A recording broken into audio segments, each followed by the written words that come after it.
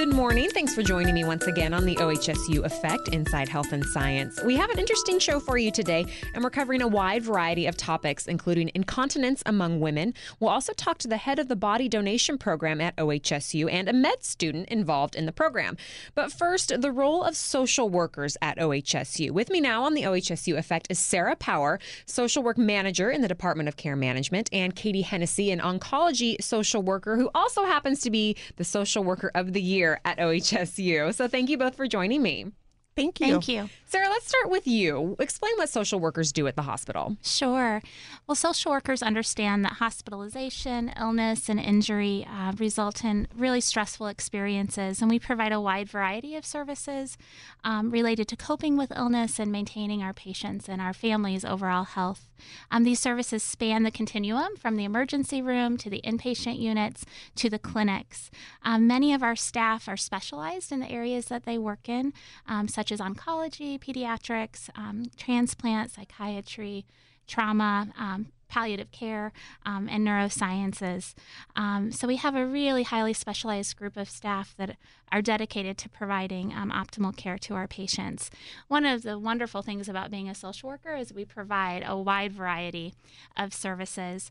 Some of those include partnering with the medical teams to help patients and families understand their illnesses or their injuries, the treatment options, the consequences of certain treatments, and also maybe refusal of a certain treatment.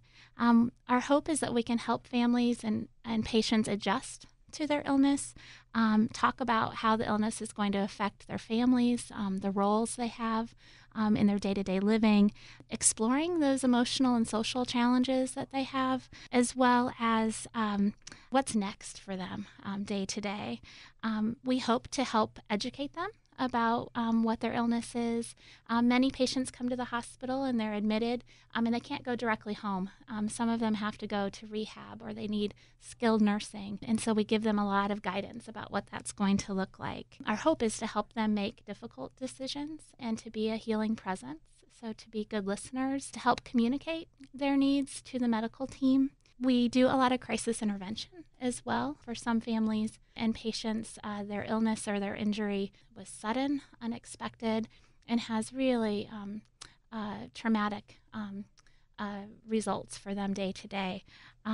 We help families and patients who experience mental health challenges.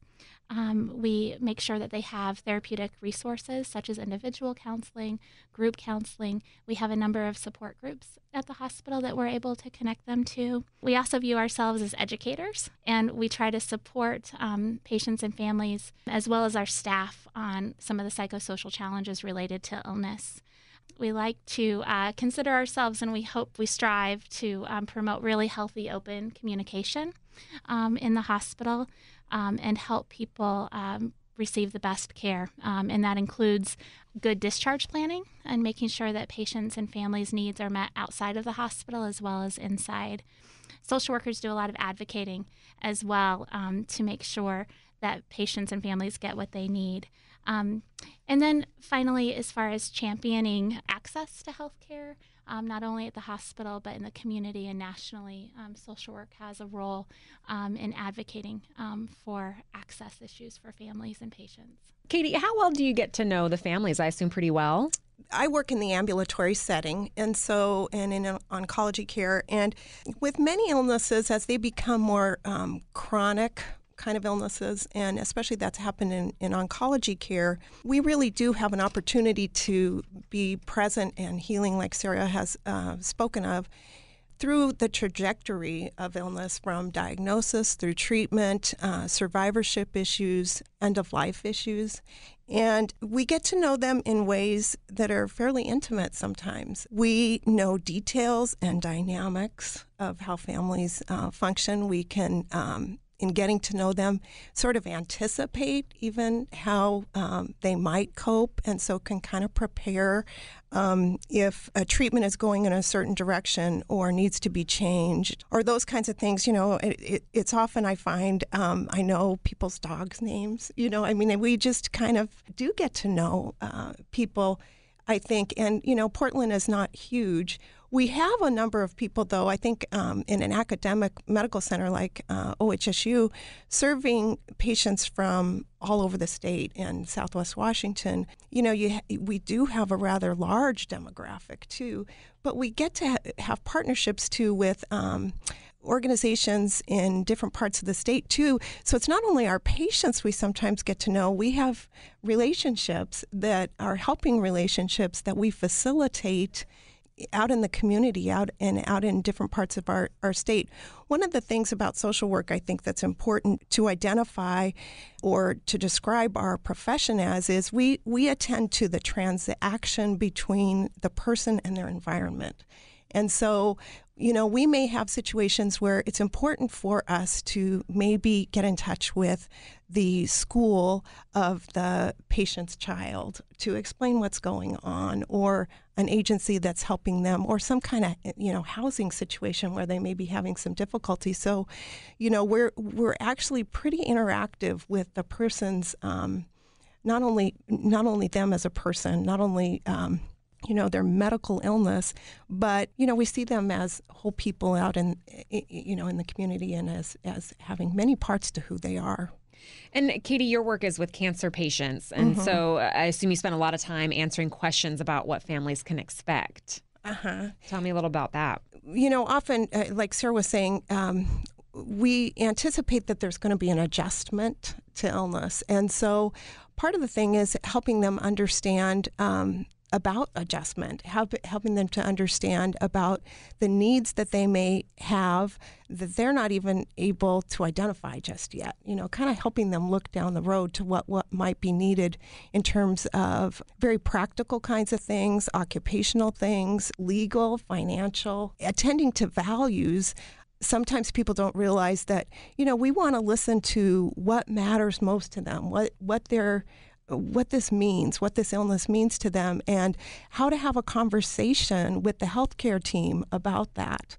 If there is a graduation or a wedding that they want to attend, but they're nervous about missing a treatment, let's have a conversation about that. Or if a certain treatment is going to impact maybe some of their functioning such that they can't do their art or their craft, let's have a conversation about that. So it's also helping sort values sometimes. And so those are the kinds of things that we're prepared to do and want to enter into a conversation with our patients when we first meet with them and say, this is the beginning of a conversation with you, that will go on and on in our relationship. We have time for just a brief story about one of your most satisfying experiences. Katie, do you have a story you want to share with us? Oh, satisfying experiences. Every day it seems like there is something that is priceless or precious. I think, some of the hardest parts of the job are also some of the best parts of the job. And, we do get to be involved in people's lives in a pretty intimate way and hear about the struggles that they have. And, like just this week, I had a couple of different patients for whom I knew that just being present in the exam room and helping them to communicate what they needed most in this appointment, or kind of making some room for that, prepping both the physician and the patient for what we might talk about before we were even in the room, to make it such an experience in which the patient really was able to articulate and was heard about what was needed, and then having that patient come back and say, this made all the difference in the world in terms of my experience today. It was far less frightening. I feel like I have a plan going forward, and feel like I was really included in that care planning process. And for both of these patients, I heard back from them, and I think that's really rewarding, is to hear that they actually felt better because the symptom that they were describing was treated, in the way that it could most optimally be treated because they were heard. So I think that's one of the most rewarding things, is to know that you're doing something that if you weren't there probably wouldn't get done. Sarah Power and Katie Hennessy, to social workers up at OHSU. Thank you. Thank you.